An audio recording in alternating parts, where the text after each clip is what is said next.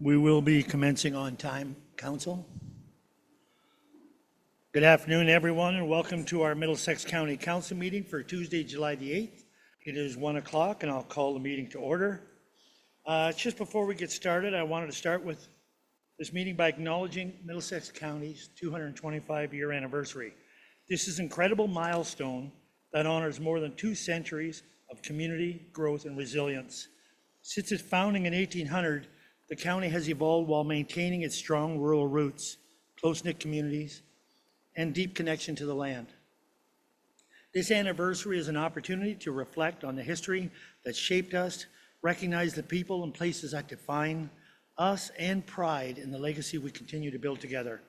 Over the next few meetings, I'm going to take the opportunity to share a Middlesex County fact that maybe you didn't know. And did you know that William Niles from North Dorchester became the first elected warden, yeah, I know, a cheer from Tim Center, of Middlesex County in 1850 after the sorry, I knew I'd screw that up, abolition of the historic London District government structure. And it's not true that Bev Shipley was at that first meeting, just so you know. All right, at this time, I would turn it over to Marcy.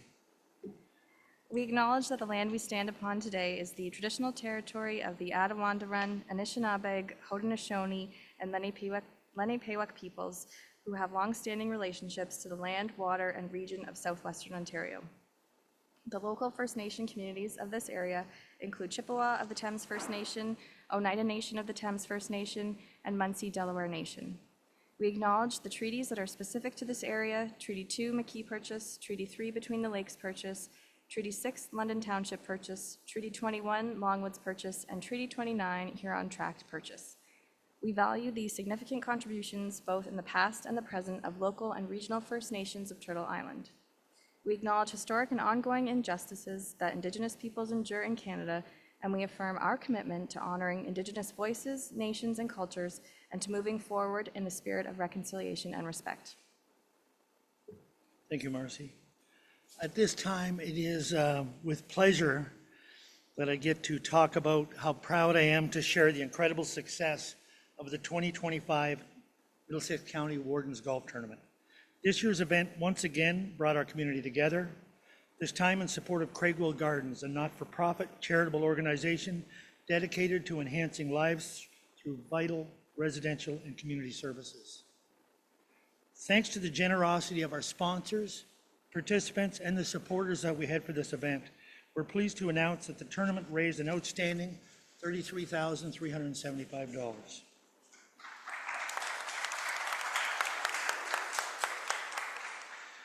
These funds will help Craigwell Gardens continue their important work of enhancing lives and strengthening our community.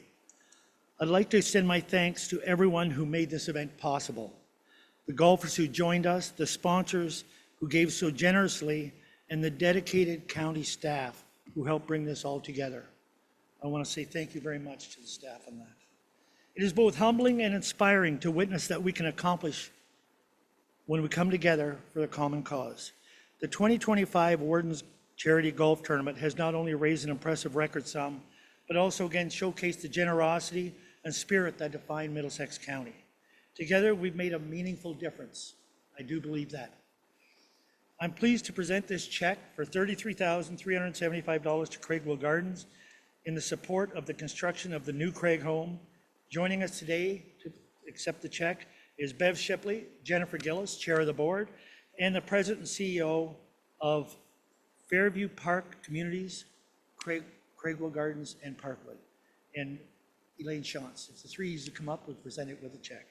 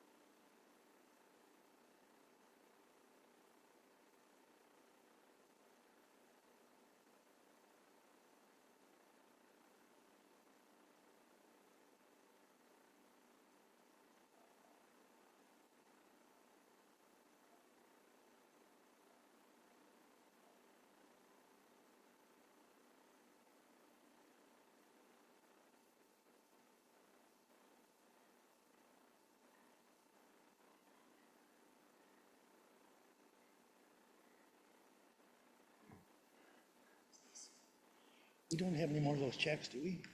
That's it? Okay. Disclosure of pecuniary interest. If there is any, please forward it to Marcy. Approval of the agenda. Councillor Grantham, Councillor Veet, all in favor? Carried. Thank you. Adoption of the minutes from 4A to 4F. Any errors or omissions? Seeing none. Councillor Smybert, Councillor McMillan, all in favor? Carried. New business. Action items. Our first one is the Ontario Transit Investments Fund application. Cindy, are you starting on that? Thanks, yes. Through the warden to council, the report before you today provides a comprehensive overview of the Middlesex County Connect Intercommunity Transit Service and an update on our Ontario Transit Investment Fund, or OTIF, application. So a bit of background. The county originally applied for the Community Transportation Grant to respond to community need. The community need at that time, and continues, related to a history of service retrenchment, lack of public transportation, and getting workers into the county. The county's involvement in transit started in 2018, when the county received its first letter from the ministry confirming our eligibility for funding under the Community Transportation Grant Program for up to $1.5 million. The signed transfer payment agreement with the province was in August 2019, and the service was officially launched on September 21st, 2020. In 2022, the county conducted a Middlesex County Transit Needs Assessment Study with funding from the Federal Rural Transit Solutions Fund. In 2022 to 23, the county realigned existing routes and launched new ones to enhance connectivity. In 2024, the county received additional provincial funding for the new route from Dorchester to London to St. Thomas. And then in 2025, the county, in response to the end of the provincial funding, reviewed the current transit system to optimize routes for sustainability and integration to support local and regional growth. The presentation was made at the last council meeting from Left Turn, Right Turn regarding this review. Most recently, the county applied to the Ontario Transit Investment Fund, OTIF, application. So the reason for the report today is that council has received approval from the Province of Ontario Transit Investment Fund application. However, at this time, I want to point out that we have not received the official transfer payment agreement from the province, and when we do, we'll be coming back to council. So the report in front of you contains significant detail on a very complex topic, but essentially we are seeking council's approval to proceed with leading discussions with local and neighboring municipalities to secure financial contributions for the years 2 through to 5 of the OTIF service plan. So year 1 of the OTIF funding, covering April 1st, 2025 to March 2026, will be fully funded through a combination of residual community transportation grant program funds, fare revenue, and OTIF funding. So no municipal contributions are required for year 1. There will be no changes to the current intercommunity transit routes in this first year. The routes include Route 1, which connects Lucan, Ilderton, Arva, and London. Route 2, which links Woodstock, Ingersoll, Putnam, Dorchester, and London. Route 3, serving Dorchester, London, St. Thomas, and Southold. And Route 4, running between Sarnia, Strathroy, Mount Bridges, Kamoka, and London. Route 4 currently is operated by the municipality of Strathroy-Caradoc. It's proposed for integration into Middlesex County Connect operations as part of the OTIF funded service plan. I want to note this integration is essential to meet the OTIF funding eligibility requirements. So to be eligible for OTIF, projects must fall into one or more of the following categories. A new service addressing a demonstrated transit gap. an expansion of an existing service to reach unserviced communities, a solution for first mile, last mile connectivity, or integration of existing transit services. To meet these criteria, our plan is to, 1, integrate Strathroy-Caradoc route into Middlesex County Connect, and optimize and/or expand service based on the findings from the recent transit assessment and confirmed financial commitments from local and neighboring communities. So turning to years 2 to 5, covering April 2026 to March 2030, it is necessary to implement a cost-sharing model. A preliminary budget for these years, based on current service levels, was submitted as part of our OTIF application. This budget and service plan will be revised using the results of the most recent transit assessment and confirmed commitments from Middlesex County and local municipalities, neighboring municipalities, and potential community stakeholders. In the future, there is also an opportunity to use provincial transit gas tax to either offset some of the costs or enhance service. Only the municipality or agency that is operating the transit system is eligible to receive the gas tax funding and claim the gas tax share of any other municipality where the service is provided. The OTIF program is highly competitive, and I'm pleased to share that Middlesex County is one of only 4 municipalities across Ontario approved to date in 2025 for up to 5 years of funding. So there was Grey County, Middlesex County, and our funding is up to $3.4 million, Lambton Shores, and North Grenville. So this approval is a strong vote of confidence from the province and Middlesex County's leadership in regional transit. We would also like to acknowledge the support of the 27 project team members who signed a collaboration framework agreeing in principle to participate in the transit system assessment and support Middlesex County OTIF submission. Their partnership is non-financially binding at this stage, and we will be further defining this through a revised application process, which would also include adding additional partners to the project team if needed. In closing, this is an opportunity to continue the momentum we have built through the years of hard work, strategic investment, and regional collaboration. I'd also like to say a big thank you to Anam and Kara, who are here today. So we are asking council support today, so staff maybe finalize the OTIF funding agreement with the province and return to council for approval, lead funding discussions with municipal and community partners, and to develop and submit a revised OTIF application as needed for the years 2 to 5, reflecting confirmed financial commitments and the results of the transit assessment. So at this time, I'm turning it over to you guys to ask any questions of myself, Kara, or Anam. And I just want to say I'm very excited to present this to you today and look forward to all the conversations we're going to have. Thank you, Cindy. Who'd like to start? Questions from council? Questions, comments, council? Councilor Burkhart-Jeff.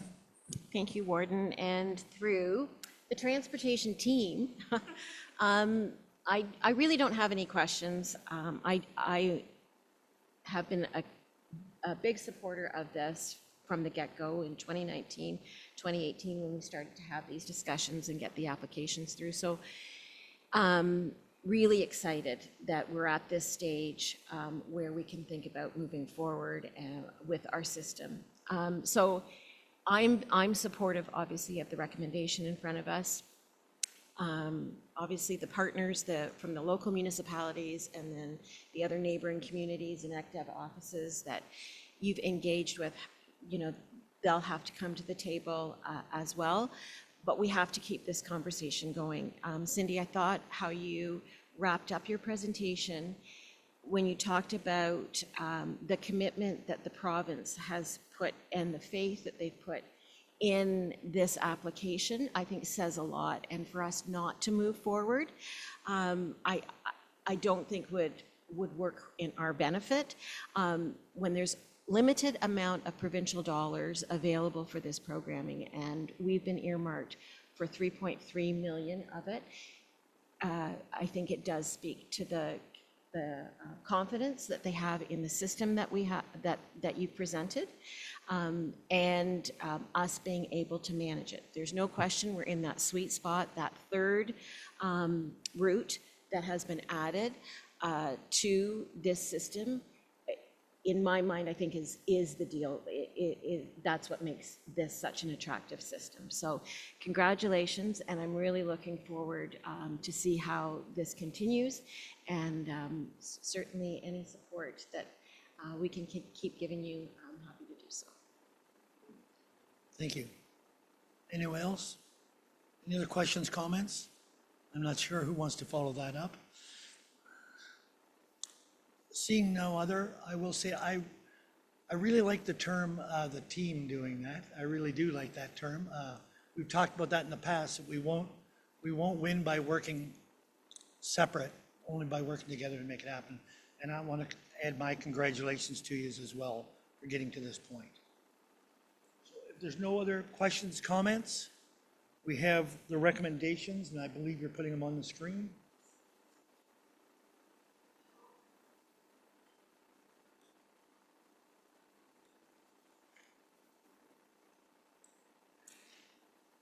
Do we have a mover for that? Councillor Smyber, Councillor Burkhart-Jessen. All in favor? Carried. Thank you. Our next one is award of RFP, Economic Development Department, the leasing of office space. Kara. Thank you. Through your ward and to council, I'm going to be sharing the report today with Josh White, our Procurement Services Manager. During the 2025 Middlesex County budget process, staff advised the Budget Committee that the ECDEV department would explore options for a larger and more visible office location, as the current space that we have been renting at the Komoka Wellness Center has limited visibility and insufficient capacity. This initiative is in keeping with the county's broader decentralization strategy, which supports improved service access and regional presence. Staff indicated that a public request for proposal would be undertaken in coordination with procurement services to identify a suitable location. Associated leasing and furnishing costs were included in the approved 2025 budget. The pursuit of office space is independent of any future council decision regarding the long-term delivery model for economic development services, whether in-house or through an economic development corporation. So securing this new office space for Middlesex County's Economic Development Department does align with the county's strategic plan and long-term objectives. The office location, as noted, is not tied to any particular service delivery model and was therefore accounted for in both the internal departmental and Economic Development Corporation budget scenarios to ensure continuity of service and operational viability. The department has and will continue to outgrow its current office location, which is only 266 square feet, shared currently by 5 full-time staff. It presents ongoing challenges related to air circulation, privacy, noise, and overall suitability for its cause. The existing space limits the department's ability to work effectively and to meet with interest holders in a professional environment. A location outside of the London-based headquarters is consistent with the department's mandate, which is to support investment and economic growth within Middlesex County's communities. A dedicated, neutral, and professional space within the region will enhance service delivery, support staff retention, and contribute to fulfilling departmental responsibilities. Without such a space, there is an increased risk of delays in economic development initiatives, missed opportunities, and diminished ability to engage effectively with partners, investors, and local interest holders. Commercial office space options in central Middlesex are limited and increasingly competitive. Proceeding at this time supports long-term accessibility and cost-effectiveness. Establishing a suitable office environment will enable staff to continue providing timely, high-quality services to county departments, local business associations, economic development committees, municipal partners, and interest holders across the region. Considering the aforementioned and in keeping with budget expectations, an RFP was posted on the county's website on April 24th and was marketed to various county websites and social media channels to drive interest. It closed on May 28th, with the county receiving 3 submissions, which I'm going to now hand things over to Josh to walk you through the procurement process. Thank you. So as Kara mentioned, Procurement Services assisted the Economic Development Department with the public RFP. Following the receipt of the 3 submissions on May 28th, evaluations were coordinated with 3 stages. First, a review of the written proposals, including how they met the stipulated requirements within the RFP with a proposed floor plan and additional renderings as provided in the report. Then a site visit to view the proposed premises, which was attended by the Director of Economic Development, the County Engineer, the County Safety and Standards Officer, and myself. And then finally, a review of the proposed pricing. Following the conclusion of the evaluation process, the proposal from CBRE at the Kilworth Business Park was the highest scoring proposal due to it being able to meet all the aforementioned criteria. Thus, the department is providing a recommendation to council to award. As provided in greater detail within the report, the proposed facility is about 1,800 and a half square feet in a high visibility area next to the Glendon Roundabout with a relatively close proximity to both major 400 series highways. As requested within the RFP, pricing for a 5-year lease term was provided and consisted of $285,576 for the rent of the space and $79,525 for operating costs, for a total cost of $365,101 over the proposed 5-year term.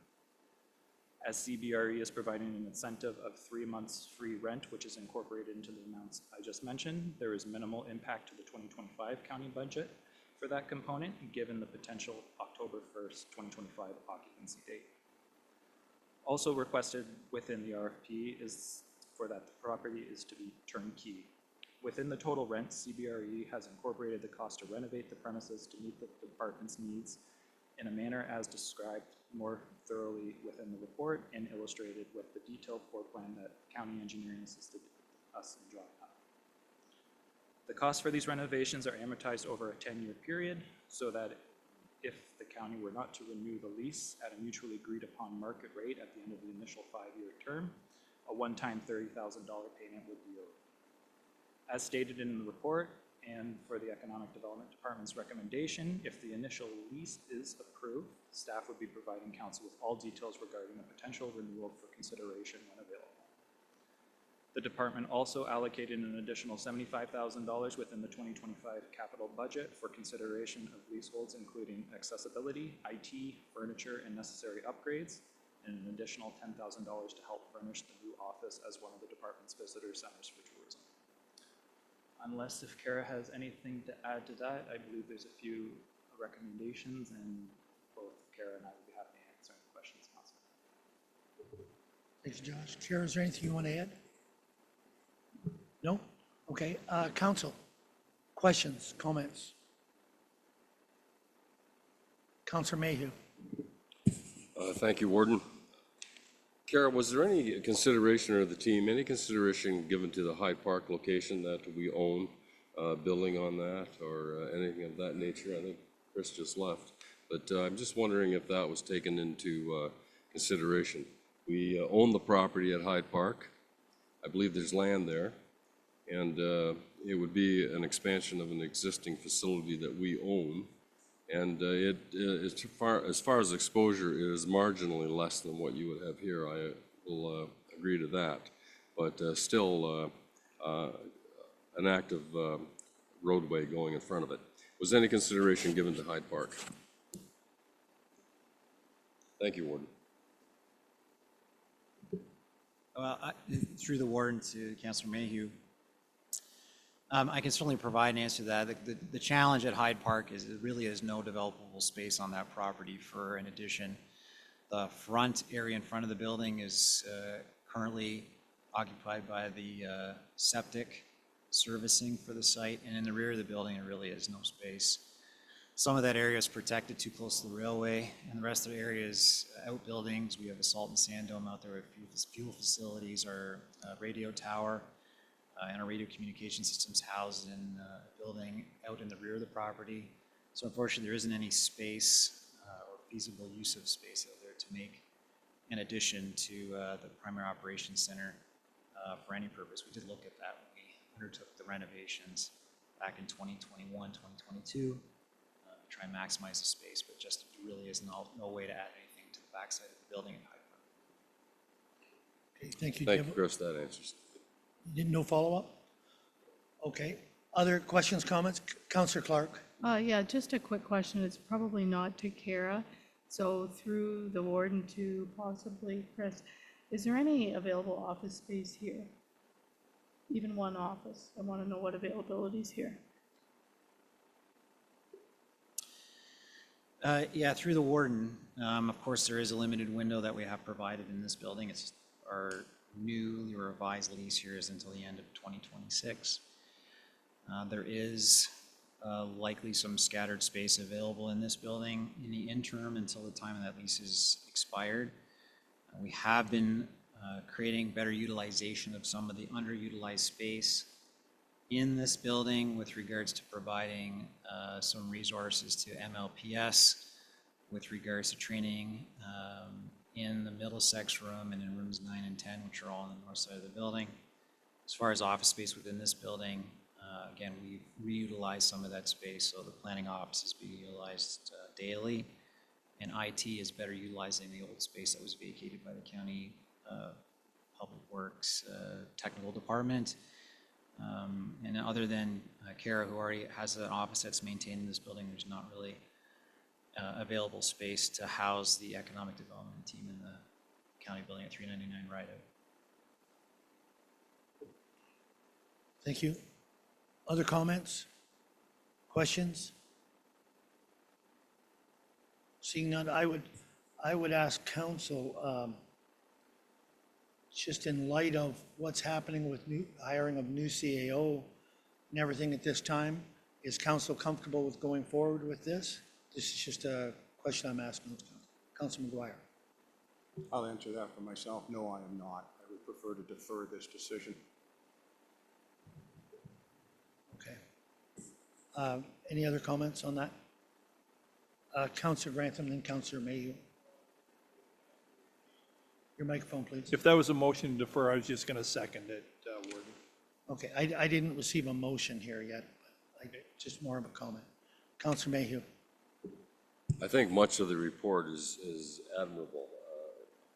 This building is certainly not accessible to any degree for an act. If we're going to go into economic development, we have to put a good foot forward.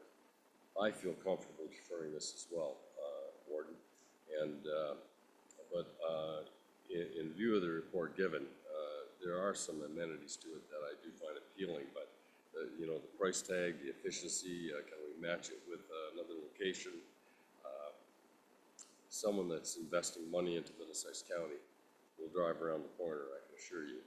And but I'm lukewarm to even thinking about putting it in this building, that's for sure. But I feel comfortable deferring it as well, as the other two councillors have mentioned. Okay, thank you. Councillor Smiber. Thank you, through the warden to staff. I just wanted to know, did the RFP have a bit of a deadline in terms of when those proposals are good for? Because just in response, if we're going to be deferring it, we should likely say when we're going to defer it to, so that staff's aware when to bring it back to council. Through the warden to the councillor. So as Kara mentioned, that these spaces are highly competitive. If we were to put some sort of language in there as it pertains to how long we would have to hold the site for, we probably wouldn't have gotten any submissions, or many, if any. So it's really first come, first serve on these properties. Okay. Councillor McGuire. I'll make a motion to defer this. I'm not sure, sorry, my throat. I'm not sure, Madam Clerk, if I need a specific date to defer it, or can I do a motion to defer until the installation of our next CAO? I'm not sure our procedure. Yeah, we could defer it to, doesn't have to be specific date, it could be that event. It could be until a new CEO has been appointed and we can work on some language. You're making that a motion. Is there a seconder for that motion? Councillor Grantham? Discussion on it? In favor of the motion? That is carried.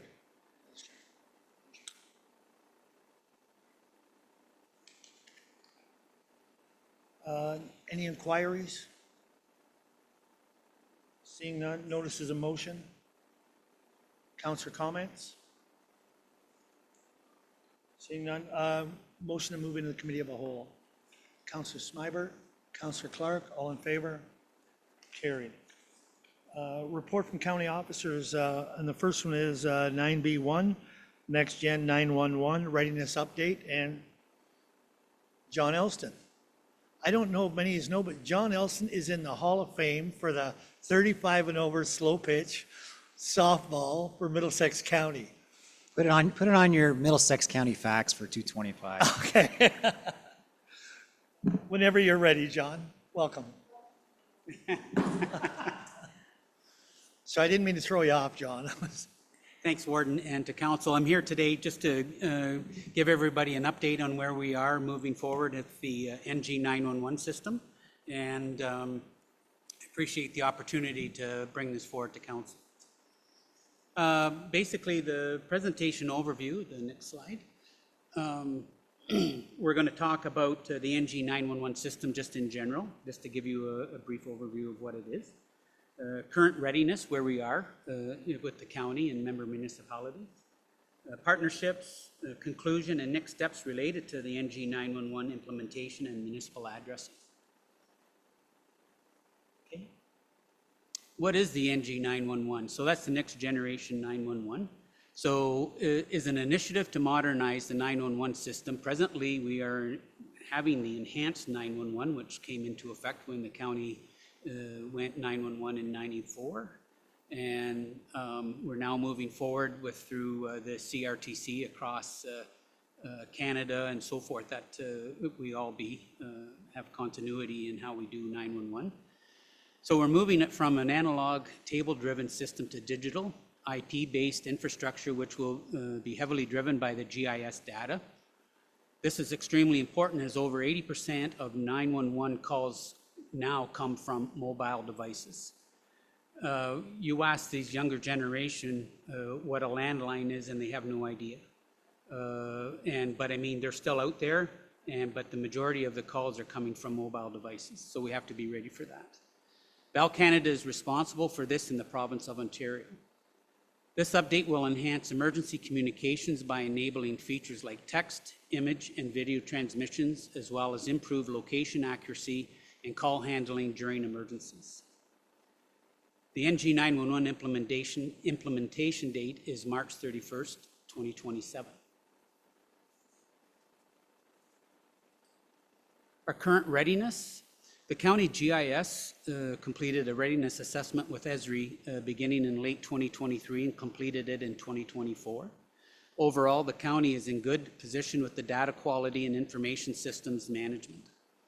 There's some work to be done with current quality analysis and quality control processes. There will be more information sessions with our local municipalities to ensure we are receiving data within a timely manner, as there is timelines to meet, to submit to when there are changes to the system. And we'll continue to establish relationships with our neighboring counties' GIS staff, and we will continue to stay in communications through the County of Middlesex NG 911 Technical Advisory Committee that meets annually.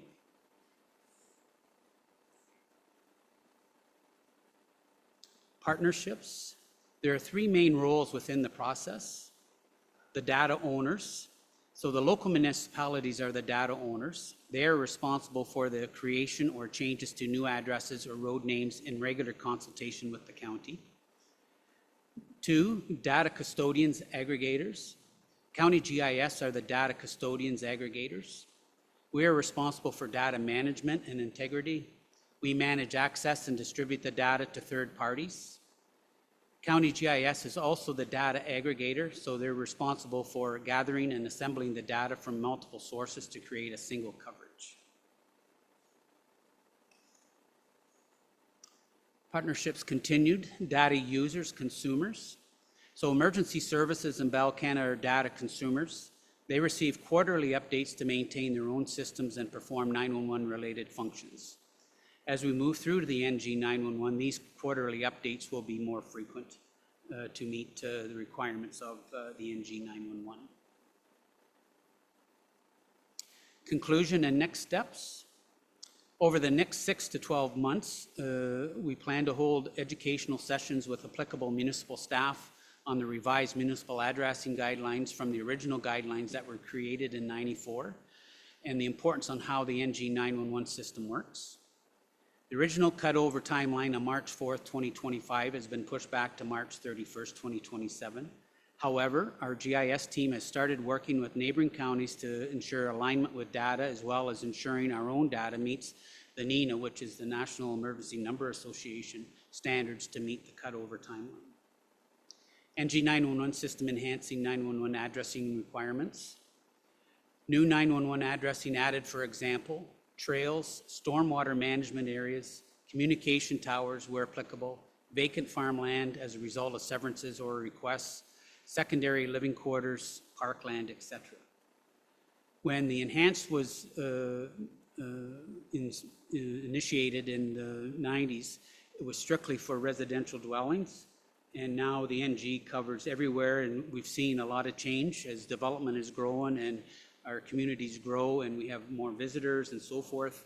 There's more public using our trails, our parklands, and so forth. So it's the importance of having a landmark for every one of these types of areas. That even includes parking lots. Continue to work with municipal staff on missing 911 property addresses that are missing on the county mapping system so they can be added to the mapping system itself. We've seen a lot of changes from '94 till now on staffing and so forth. So it's continuing, as I said, we build on the education of municipal staff so we have good communication.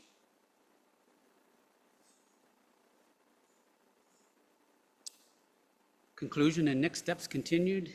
So introduction of enhanced 911 property address signs when a new request is received or a replacement sign is required to include 911 number with the road name.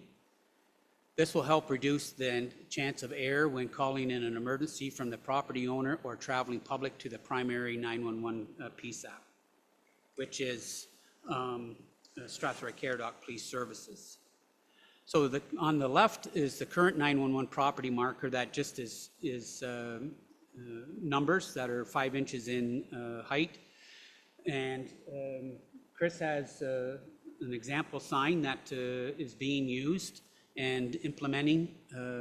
So it has the numbers that are reduced to 4 inches with the road name being, the letters being 1.5 inches in height.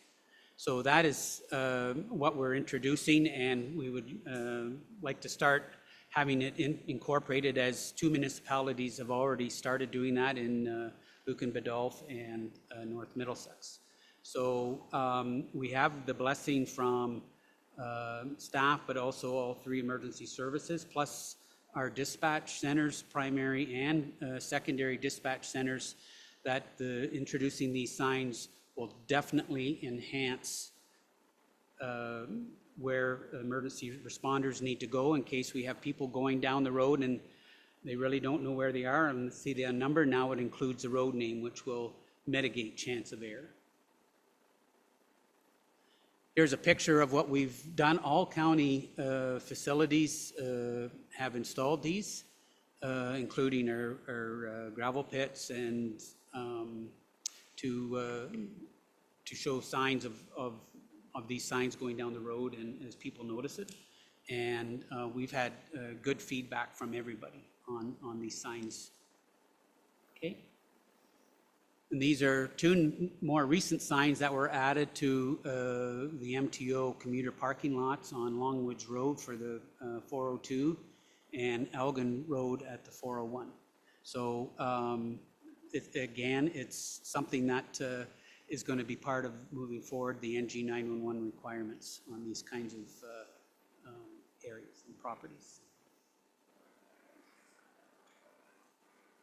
So conclusions and next steps continued again. So over the next 6 to 12 months, hold educational sessions with third-party agencies, for example, developers, consultants, and builders on the revised municipal addressing guidelines from the original guidelines that were created in '94, and the importance on how the NG 911 system works.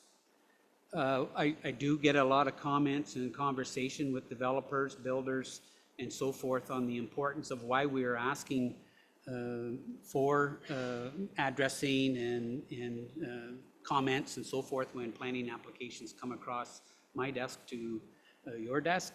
And it's the importance of ensuring the 911 number is in front of you right from the time development starts to the time occupancy happens. And that's a brief overview, and take any questions if you have any. Thank you, John. Councillor DeVete, and then Councillor Grantham. Thank you, Warden, through you. Thanks for that report, John. I think it's the first time I've seen one of these on this topic. So I'm wondering, you mentioned that you're going to be speaking with lower tiers in the next 6 to 12 months. So this time next year will be into July, and there's then the deadline's the March. I'm wondering what responsibility, what actions, what's the project plan in terms of getting work done in the municipality? How does that fit into that? I'm just thinking, do we have to get all new signs now that will be consistent so that the expectations everyone will see? Like, so if we're placing everything in our municipality that is not a county road or that you haven't already done,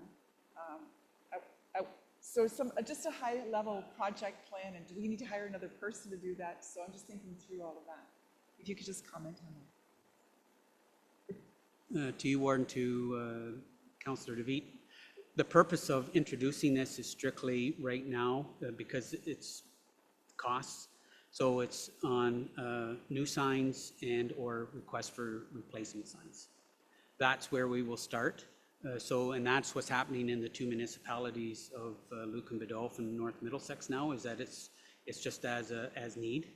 So whether it's through farm severance or a request for a new sign, because it's either damaged or what have you, that's where we're going right now, because we can't do it across the board. But doing it this way, it would be continuity in getting it the same for all municipalities. So there's no liability risk if somebody calls in an old number, doesn't know what the road is? Yeah, okay, okay, thank you kindly. Okay, Councillor Grantham, and then Councillor. Thank you, Warden, through you, a comment and a question to John. I know that NG 911, being a member of the Strathroy-Caradoc Police, this has been a major endeavor, and it's cost a lot of money. So that's my comment. My question is, have you had connectivity or working with the police department on this? Through you, Warden, to Councillor Grantham, they're actually a huge supporter of this. Through the Annie Alley system and how when you call 911, depending on where it comes up with the NG 911 will definitely enhance where that 911 caller is. But having that 911 sign with the actual road name will almost reduce the chance of error. But having just the number as we have now on our signs, as long as that number's still there in the Annie Alley and you put that into the system, emergency services will still get to where they need to be. Having the road name included on the 911 sign is truly enhancing this emergency services system. Follow up? Yeah, just Warden, and for everyone, we got over rather quickly, but the enhanced capabilities of NG 911 overall, other than the signage and that, the capabilities for text and do photo certainly helps with safety for everyone. So this is a very large project and it's province-wide. Thank you. Thank you. Councillor Burkhart Jessamine, and then Councillor Clark. Thank you, Warden. I just wanted to say thanks for the report, John. When you start, and I think you we've already obviously had discussions with the local municipalities, but I do think the communication to our local tables is key. As John mentioned, we've already started changing our signs, and just for background, that became a request from one of our fire departments. One of our fire departments is owned by our municipality as well as a neighboring municipality in another county. In that county, they paid for changing all the signs countywide. And of course, our fire department came and they wanted that. And we just can't afford that. You just can't afford it. So that's how we have changed. That's how the change came in Lucan, was the request from the fire department. And it is just on a replacement or new address and that sort of thing. And we are getting a lot of uptake. But I didn't realize like things like trails and the stormwater ponds and all of that need to be addressed. So it's just a comment. When we really start to get into the thick of this, the more communication we can get at the local level, the better too. Thank you. Councillor Clark. Yes, thank you. Through the warden, I'd just like to ask a couple of questions. The deadline of March 21st, 2027, is that a target date to have everyone countywide with a new sign, or that's not a requirement? Through you, Warden, to Councillor Clark, no, that is not the intent of that. The March 31st, 2027 is just the implementation of the NG 911. Okay. The municipal property address 911 signs is just a maintenance. Yes. Okay, I didn't know if they were dovetailing together. No. Okay, and what's the unit cost for one of those signs?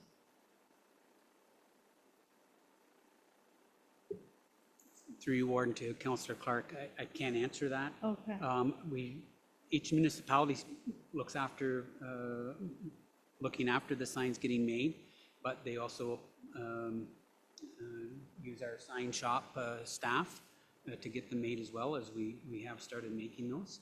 So, but I don't ask the question. Yeah, that's okay. Currently, if you want a replacement or a new one in our municipality, it's the ratepayer that pays for it. So I'm aware, I just didn't know if these look like they're bigger, so the unit cost is probably more. I do believe it's minimal. Okay. It's Marginally? marginal. Okay, all right, thank you very much. Okay, thank you. Councillor Smybert. Okay, thank you. Through the warden and to John, thanks for the update. I know that you've been working many, many years on this. With respect to the cutover, that's the system, like that's next gen that kind of postponed that cutover. Just confirming that. And do you anticipate any more changes, I guess, in that schedule? Yeah, through you, Warden, to Councillor Smybert. No, that's it. There was a lot of delays when the NG 911 was originally supposed to happen. COVID hit. We had issues with getting vendors equipment. A lot of it came from the United States because of the makers of the equipment. And so the CRTC, because it's really the primary PSAPs and secondary PSAPs that is really the NG 911 importance to meet.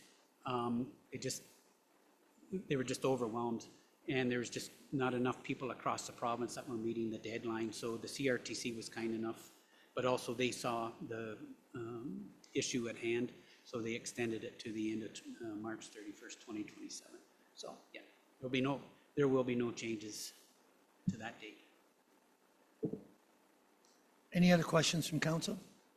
Comments? Seeing none, thank you, John. We have a recommendation to receive this for information.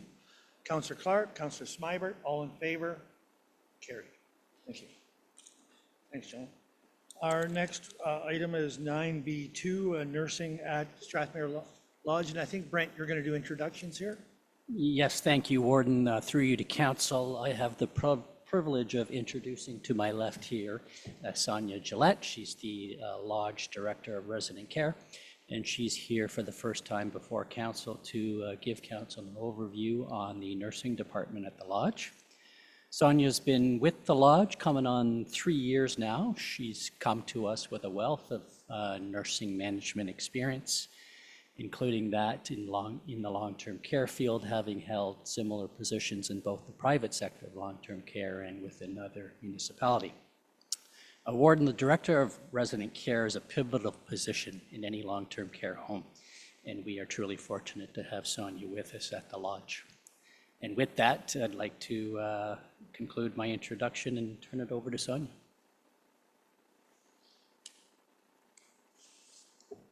Thank you, Brent.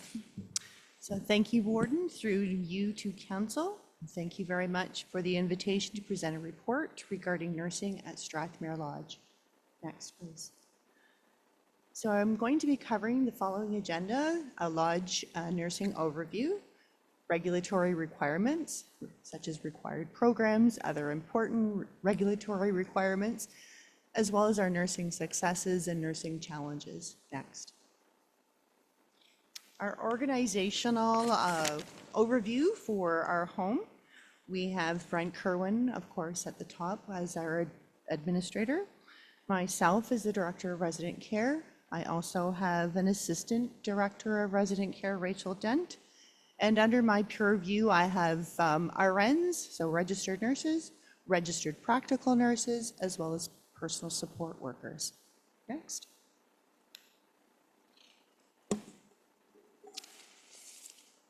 The nursing department is the largest Lodge department. We acquire 65% of the Lodge budget, 72% of the Lodge staff, 25 registered nurses. They're all covered under the Ontario Nurses Association, or otherwise known as ONA union. We have 21 registered practical nurses, or RPNs, and they are covered under the Unifor union. And 122 personal support workers, PSWs and counting, and they are covered under the Unifor union. There are 2 managers, including myself as Director of Resident Care, and Rachel Dent as the Assistant Director of Resident Care. The Lodge currently exceeds 4 hours of nursing care per resident per day. This was a mandate by the Ministry of Long-Term Care. 4 years of provincial funding initiative was provided, and this was a requirement to achieve by the end of March of this year. So we have exceeded that prior to that deadline. We are the only Lodge department that operates 24/7. And nursing includes personal support services to assist residents with their activities of daily living, otherwise known as ADLs. Next. So we have regulatory requirements impacting nursing. The biggest one is fixing the Long-Term Care Act from 2021 and Ontario Regulation 246/22 under the Fixing the Long-Term Care Act. We also have to operate and oblige by the Healthcare Consent Act from 1996, as well as the Substitute Decisions Act from 1992, the Personal Health Information Protection Act, also known as PHIPAA, from 2024, Regulated Health Professionals Act from 91, and Nursing Act from 91. Also in compliance with the Occupational Health and Safety Act from 1990, and the Controlled Substances and Drugs Act from 96. Next. Now, under regulatory requirements impacting nursing, the Fixing the Long-Term Care Act, as well as the regulations, has required programs. And these required programs include a falls prevention and management program to reduce the incident of falls and the risk of injury to our residents, a skin and wound care program to promote skin integrity, prevent the development of wounds and pressure ulcers, and provide effective skin and wound care interventions, a continence care and bowel management program to promote continence and to ensure that residents are always clean, dry, and comfortable, and a pain management program to identify pain in residents and as well as manage their pain and comfort. Now, each program, I'm just going to review each program. The Falls Prevention and Management Program is, of course, to reduce the incident of falls and the risk of injury. This includes strategies to reduce or mitigate falls, including the monitoring of residents, the review of residents' drug regimes, the implementation of restorative care approaches, as well as the use of equipment, supplies, devices, and assistive aids. Falls that lead to injury and hospital transfers also require a critical incident report, submission to the ministry for review by a ministry compliance inspector. So we are always trying to promote independence, and ensuring that we reduce the risk of falls certainly supports that goal. Our next program, Skin and Wound Care Program. Again, it's to promote their skin integrity, prevent the development of wound and pressure ulcers, and provide effective skin and wound care interventions. And so this includes strategies to promote resident comfort and mobility and promote the prevention of infection, including monitoring the residents, as well as transferring and positioning residents to reduce and prevent skin breakdown and reduce and relieve pressure, including the use of equipment, supplies, devices, and positioning aids. We also have dedicated treatment nurses, so there's consistency in wound care practices that has led to improved skin care. Our third program is Continence Care and Bowel Management, and this is to promote continence and to ensure residents are clean and dry. This includes strategies to maximize their independence with a variety of products, as well as promote comfort and dignity, including equipment, supplies, devices, and assistive aids. And our pain management program is to identify pain in residents and manage their pain. This includes communication and routine assessment methods for residents who are unable to communicate their pain or who are cognitively impaired. This also includes strategies to manage their pain, including non-pharmacological interventions. So we have some lovely blanket warmers in our home, and there's nothing that soothes someone's achy bones and hips than a warm blanket. So equipment, supplies, devices, and assistive aids are all part of the strategy. Other important regulatory requirements under the Act or the regulation of 246/22 includes palliative care. We have a plan to support residents who are dying or living with serious long-term illnesses. We also have a program for IPAC, which is infection prevention and control. We have a dedicated IPAC RN to the home who is full-time. We also are dedicated to provide the minimization of the use of restraints in our home, as well as specialized dementia care. So we mandate that long-term care homes are to provide individualized, safe, and compassionate care for residents with dementia, supported by trained staff and inclusive programs. So inclusive programs would include our behavioral supports team. So we do have an embedded BSO team that we're quite proud of. Next, so we have a number of nursing successes. We have an excellent compliance record with our ministry inspections.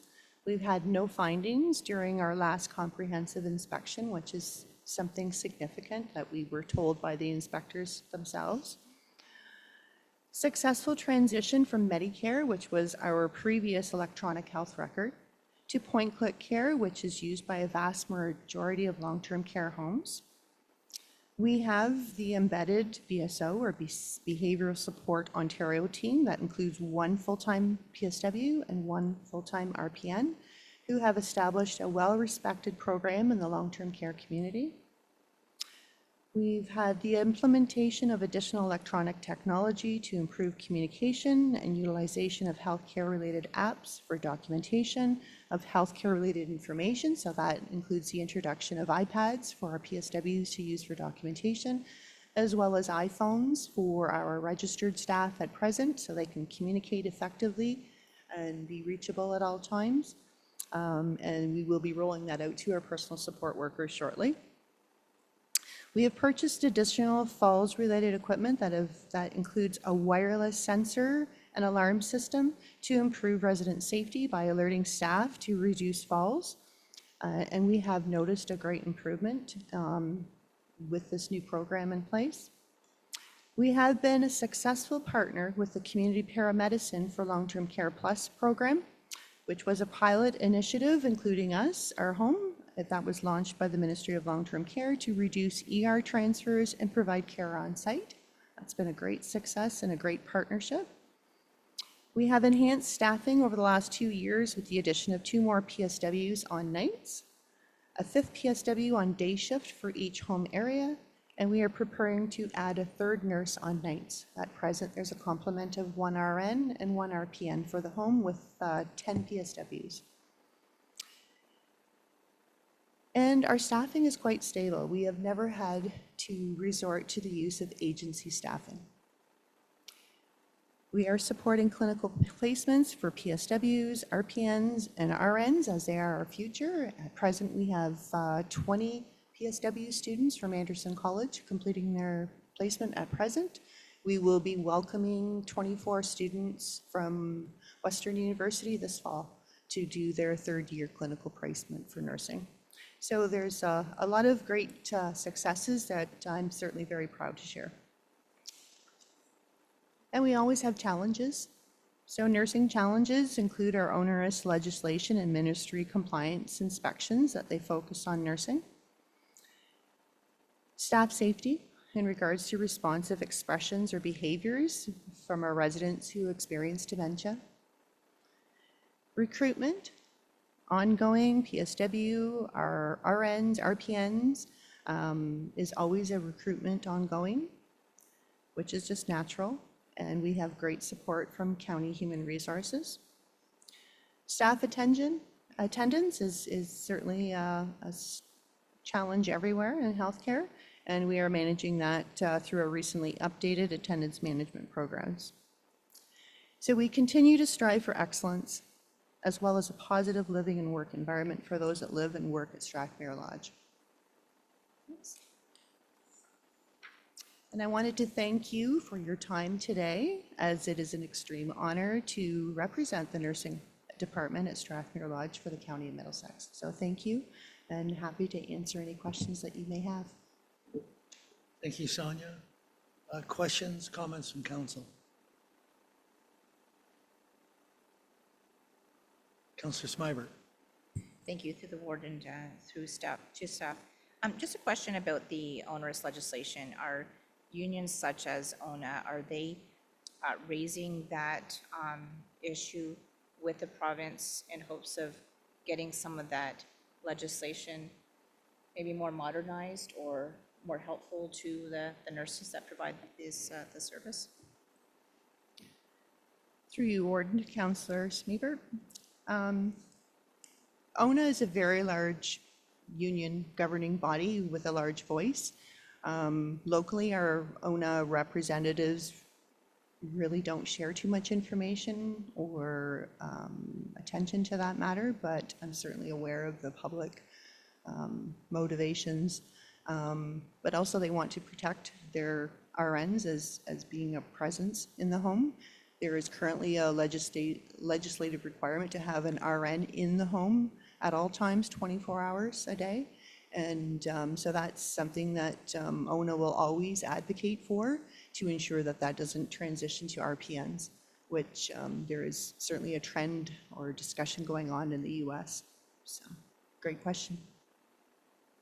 Other questions? No other questions? I will say I'm always interested with falls management. Brent, we've talked about it before, and just hearing about what you're doing to try to help with the alarm on the seat and that type of thing.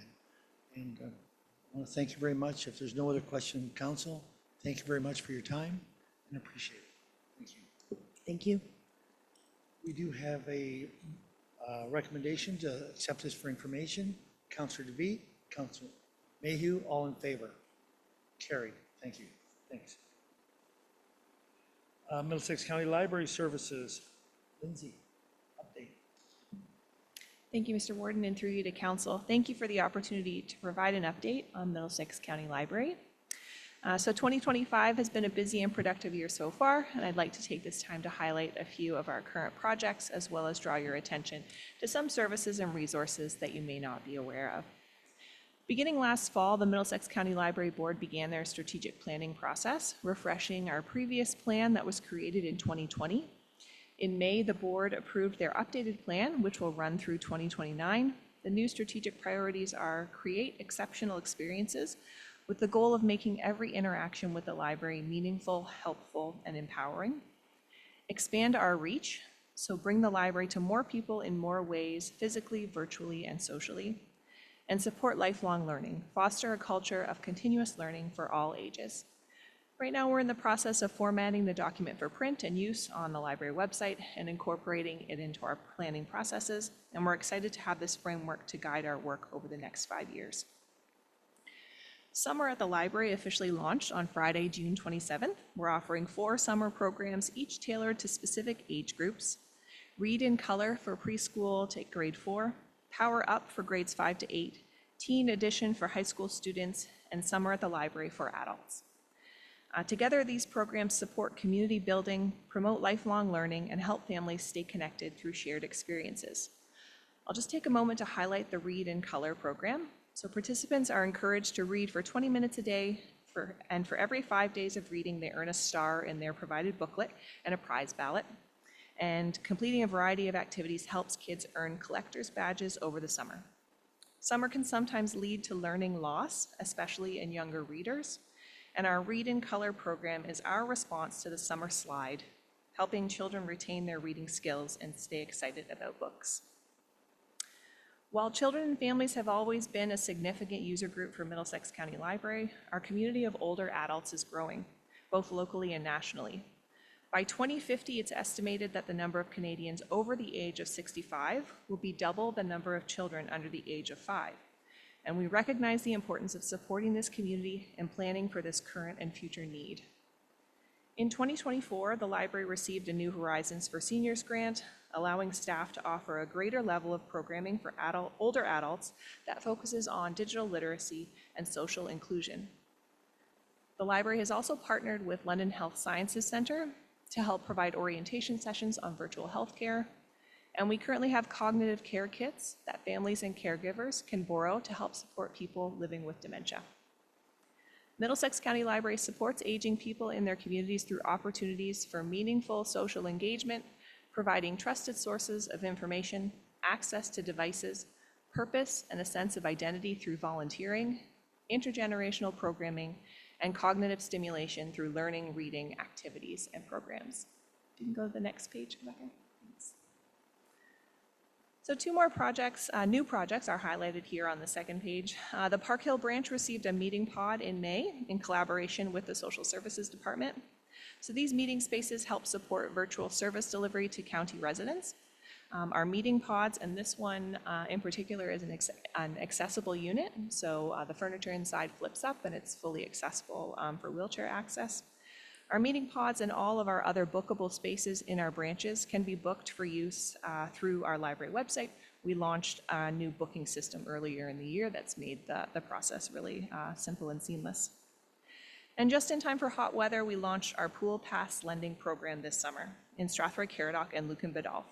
So these municipalities have provided family passes at no cost to be lent from their local branches, helping to ease the financial barrier that may exist for some families. We greatly appreciate the support of these municipalities, and we look forward to reporting back to the board in the fall about how the passes were used. And while this information isn't new, I wanted to draw your attention to our existing maker spaces. These are located in our Dorchester and Glencoe branches. These are dedicated rooms that have technologies such as 3D printers, vinyl cutters, large format printers, rapid photo scanners, and VHS to digital conversion kits. While there aren't standalone rooms available in every branch across the county, we do have traveling technology kits that move around the county system. And in the Strathroy branch, we recently added a mobile cabinet unit that will hold makerspace tech and allow staff to create a mobile makerspace for their community. And we're looking to roll that out into a few other branches as well. And finally, if you're not already currently subscribed, I do encourage you to do so. You can receive information about library programs, services, and collections through our monthly newsletter. You can subscribe from the library website, from our homepage. Just scroll to the very bottom where it says e-newsletter. You can click there and enter your information, and you can stay up to date on what is happening at your local library. As well, we profile information about different county services and programs in those newsletters as well. So the next part of our update will focus on our Early On program. So Early On offers free, high-quality programs for children from birth to age 6 and their caregivers. Programs are available in both drop-in and pre-registered formats. To meet the diverse needs of communities, services are delivered in a variety of ways, including center-based, mobile, virtual, outdoor, and phone-based support. Next slide. In 2024, one new indoor location at River Heights Public School was added, bringing our total number of indoor locations to 10. All other locations are library-based, so those include Dorchester, Glencoe, Lucan, Ilderton, Kamoka, Mount Bridges, Park Hill, Strathroy, and Thorndale. Seasonal outdoor programs are offered in Lucan, Dorchester, Coldstream, and Thorndale, and occasional programs in Strathroy. Additional pop-up programs help us reach families in Elsa Craig, Kerwood, and Newbury. And our Early On team consists of 1 program manager, 4 full-time program facilitators, and 1 casual facilitator who have responsibility for program delivery across all of these locations. For our Play and Learn program, this is designed for children ages 0 to 6 and their caregivers. This engaging drop-in program is facilitated by an Early On team member. Children can engage with age-appropriate toys and materials thoughtfully set up by the program facilitator to encourage exploration and development. Each session concludes with a fun and interactive circle time featuring songs and stories. Occasionally, expert partners attend program to share specialized knowledge. For example, Tyke Talk provides guidance on speech and language development, and the Middlesex London Health Unit offers information and resources on oral health. These visits enhance the range of support available through our programs. Next slide. Baby Time is a welcoming program designed for caregivers and their infants under 12 months of age. It offers a supportive space to connect with other caregivers, share experiences, and explore parenting topics together. Early On facilitators encourage infant exploration and development by offering toys and materials and unique experiences like bubble and water play. From time to time, community partners join the program to share valuable insights. Past guests have included experts in car seat safety from London Health Sciences Centre, and specialists in infant gross motor development from Thames Valley Children's Centre. Next slide. Open Spaces is a nature-based outdoor program that requires pre-registration. Designed for up to 20 children and their caregivers, it is best suited for children over the age of 2, though younger participants are also welcome. This program offers families the opportunity to explore local conservation areas across the county. Children are encouraged to connect with nature through hands-on experiences such as catching salamanders and toads or splashing in shallow streams. Next slide. Several programs to support the transition into kindergarten are offered through Middlesex Early On. Ready, Set, Learn is a 4-week program that offers weekly activities designed to build key skills for kindergarten. Lending kits provide hands-on learning materials focused on letter, number, color recognition, and sequencing, and families can borrow these kits for up to 7 days. Kinder Connect offers a fun, interactive session for children and caregivers, including songs, stories, and opportunities for peer connection. And finally, a virtual Q&A session allows families to ask educators questions about the kindergarten transition, and this is hosted jointly by Early On staff and a kindergarten teacher. Next slide. The 2024 Ministry of Education guidelines recognize the critical role Early On staff play in the early identification of developmental concerns and in connecting families to specialized services. To support this important work, quarterly early developmental screening clinics using the Ages and Stages questionnaire are offered by Early On staff. These evidence-based tools are also regularly made available through Baby Time and kindergarten programs. The ASQ assesses children's development across multiple domains, helping to identify potential concerns early and ensure timely access to support services. In addition to supporting individual families, screening results help inform and enhance Early On programming as well. For example, when screening data highlighted a need for additional gross motor support, our educators responded by integrating more gross motor activities into daily programming, benefiting all the children in program. Next slide. In addition to the regular drop-in programs that I previously described, a variety of other programs and supports are offered. Virtual programs featuring expert guests such as dietitians, public health inspectors, paramedics, and lactation consultants provide valuable information and support. The Bounce Back and Thrive program is a 10-week virtual resiliency course designed for parents and caregivers of children under 8, focusing on building coping skills and emotional strength. To support infant caregiver bonding, we offer a 5-week infant massage program. Zoombini is a fun music and movement program for children ages 0 to 4, promoting early development through interactive play. Sensory supports, including the sensory light rooms that are in place at Ilderton, our Ilderton site and our River Heights site, as well as the mobile sensory room in Strathroy, provide calming and stimulating environments. And throughout the year, seasonal and hands-on activities like cooking programs and splash pad weeks are offered to provide unique opportunities to engage children and families in learning and play. Last slide. So to wrap up this overview of Early On, we'd like to share some key highlights from 2024. The Middlesex Early On program experienced substantial growth last year, delivering over 1,070 in-person programs, and this was up from 948 programs in the previous year. Our weekly programming hours also increased, now offering approximately 48 hours per week. Our reach expanded significantly with nearly 3,000 unique children and over 2,400 caregivers participating in programs. And additionally, the total number of children and caregiver visits grew by several thousand, reflecting stronger community engagement and demand for our services. So thank you for this opportunity to provide an update on our library and Early On services, and I'm happy to answer any questions. Questions from council? Comments? The numbers are impressive. I think that's what really stands out to me, is that it keeps growing. I don't know if that's a sign that our communities are growing, or if it's just a sign that we're getting the message out to people, and maybe a little of both. But if there's no other questions from council, I do need a motion to accept this for information. Councillor Clark, Councillor Burkhart-Jessen, all in favor? Carried. Thank you. Our next item is 9C1, and that is 2026 budget schedule and process. Cindy. Thanks. Through the warden to council. Today I'm asking for council's approval for the 2026 budget schedule, planning principles, and advisory budget survey. The goal of these changes is to build on the principles of transparency, efficiency, and strategic alignment. Traditionally, the budget at the county was approved in March each year. For the last few years, the team has been working to move this process forward. The proposed timeline has the budget committee meetings in December 2025 and the budget presentation to council in January of 2026.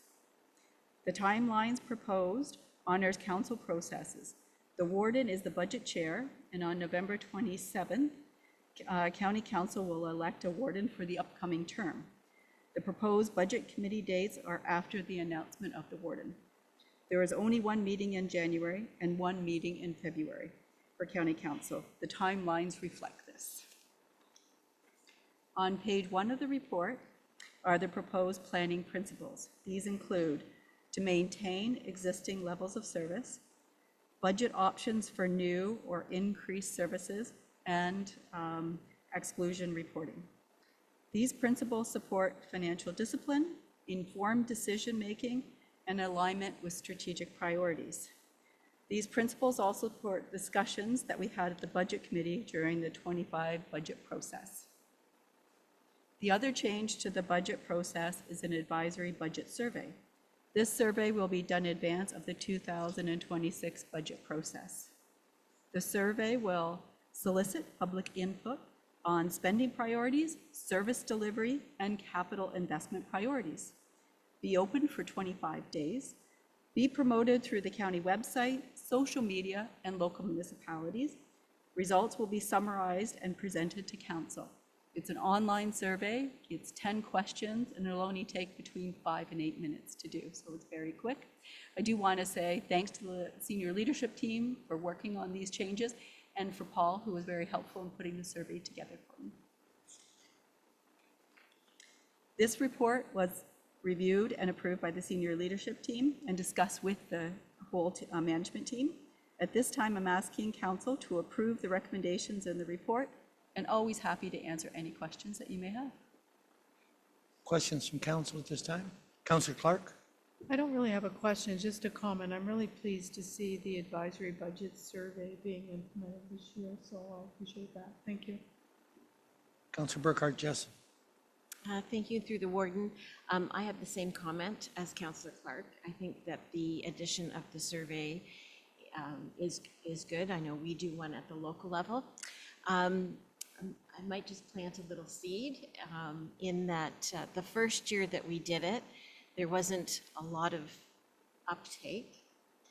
The second year we did it, we incentivized it in that we had a draw to like a local business, and it increased the participation incredibly. And it's not a big, like it's not a big prize at all. And we continue to do that, and it is amazing how that little bit of incentivification has increased the participation locally. So just a little seed there. Thank you. Councillor Clark, follow up. Yeah, just as a follow-up, in Adelaide Metcalf, we use it, and we actually had the reverse experience. So the first year, it had a big uptake. Yeah. So that's interesting. Any other questions, comments from council? Seeing none, we have a recommendation coming on the screen for this.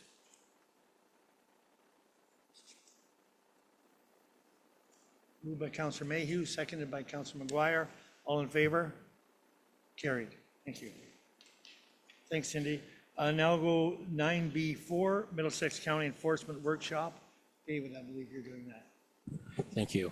And through the warden to the rest of council, I'm very excited to present this report and update to all of you. It's been a long time in the making. So back in April of this year, the county legal team hosted our first ever workshop regarding enforcement practices, best practices, and tips for all of our local municipalities and here at the county. I'm really pleased to say we had a jam-packed event. We fit basically everybody to code in the counselor's lounge. We had about 35 people.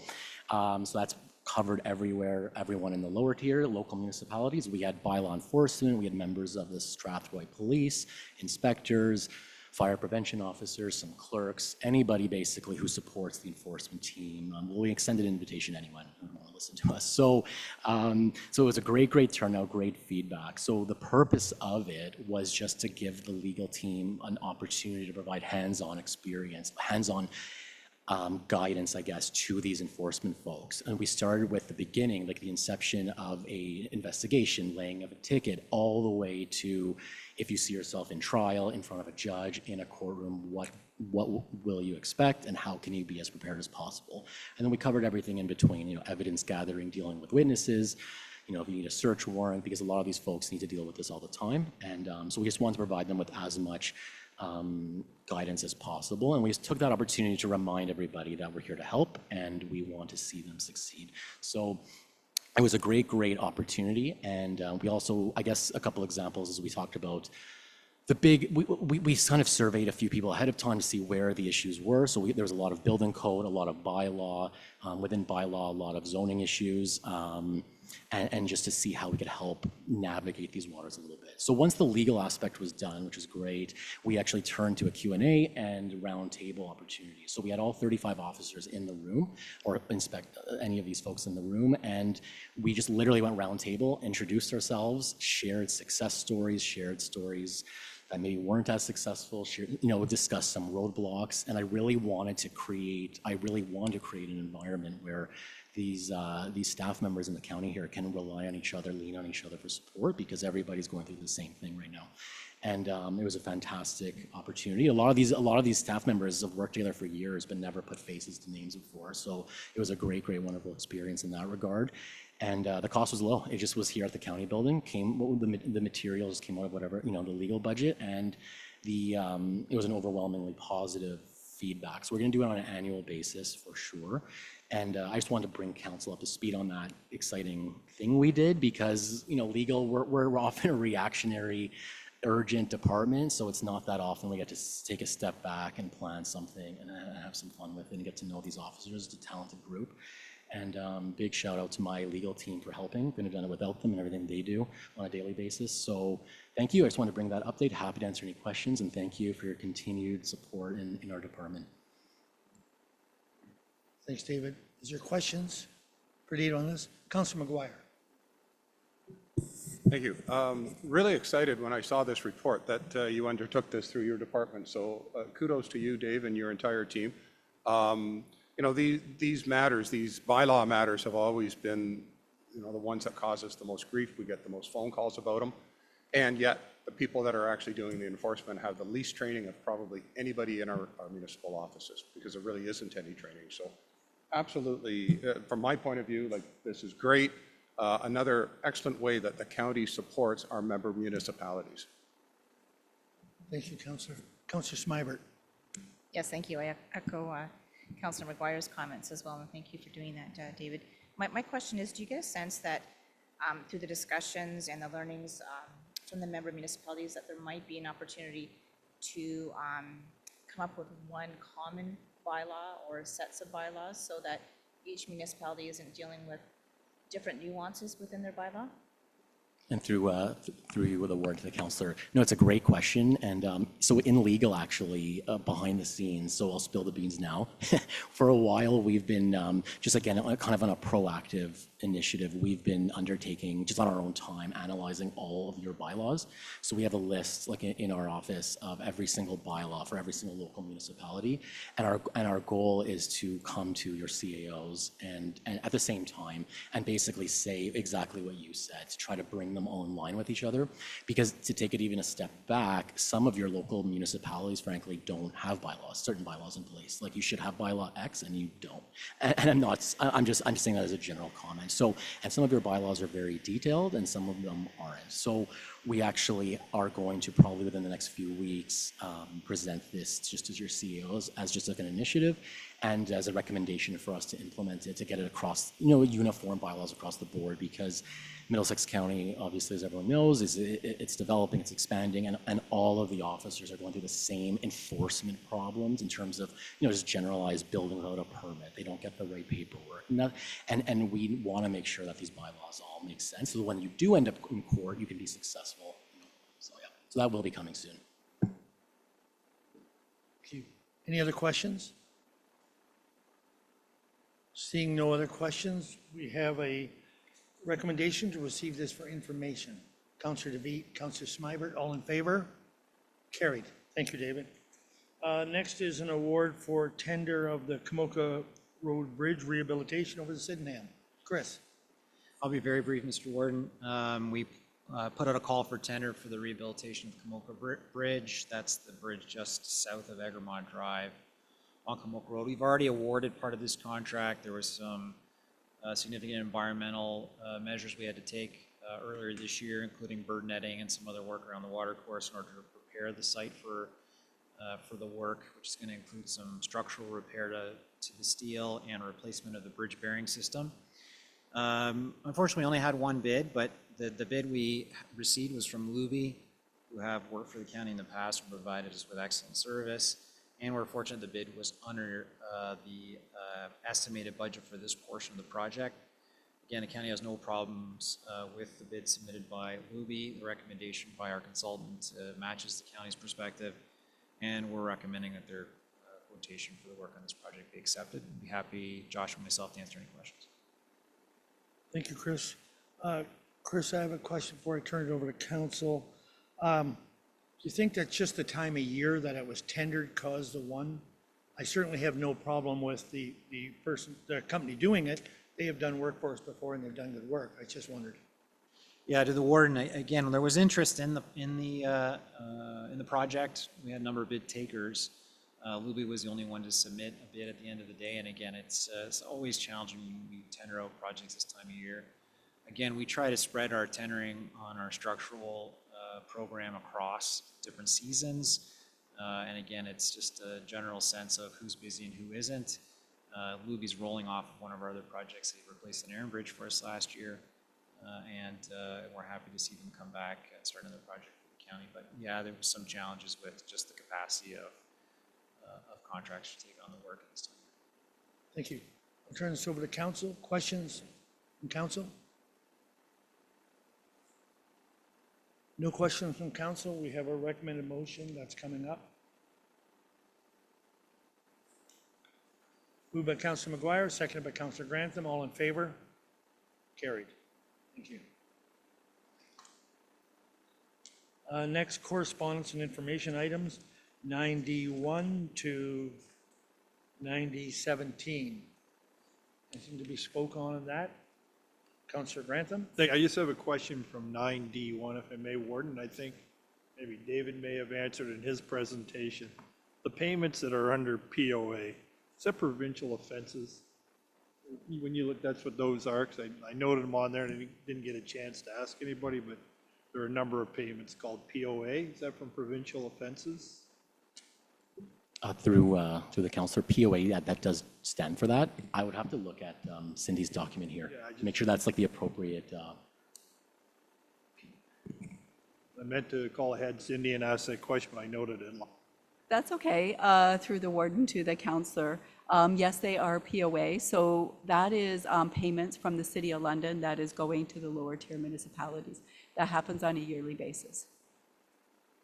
So follow up, what would those be for, Cindy? What provincial offenses? Through the councillor, those would be the fines from tickets. Okay, thank you. Any other questions on any of the other correspondence? 91 to 9017.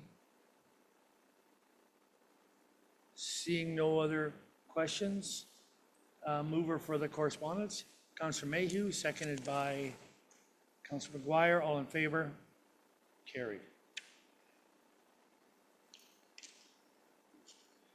We have to come out of committee of the whole to move into regular. Councilor DeVete, Councilor Smybert, all in favor?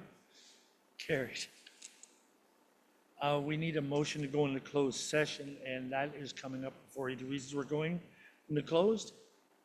Councilor McGuire, seconded by Councilor Grantham, all in favor?